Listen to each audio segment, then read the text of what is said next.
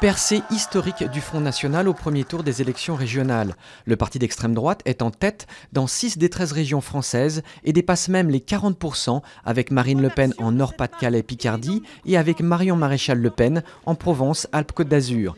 Un choc pour le Parti socialiste qui va se retirer au second tour dans ces 2 régions, mais qui espère encore remporter au moins celle où il est en tête, en Bretagne et en Aquitaine, Limousin, Poitou-Charentes. Quant à l'alliance Les Républicains UDI-MoDem, elle est en tête dans 4 régions, mais souvent de justesse, comme en Île-de-France.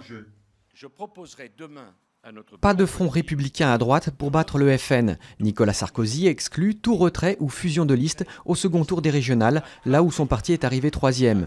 Une stratégie différente de ses alliés centristes de l'UDI et du MoDem et qui commence à être critiquée au sein même de son parti Les Républicains.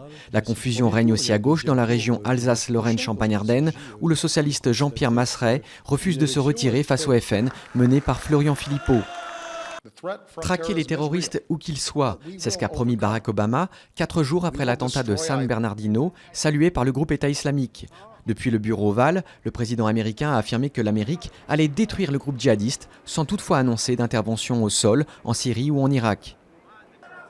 Victoire de l'opposition vénézuélienne aux législatives. La coalition de l'opposition a célébré sa première majorité parlementaire depuis 16 ans, avec 99 des 167 sièges du Parlement.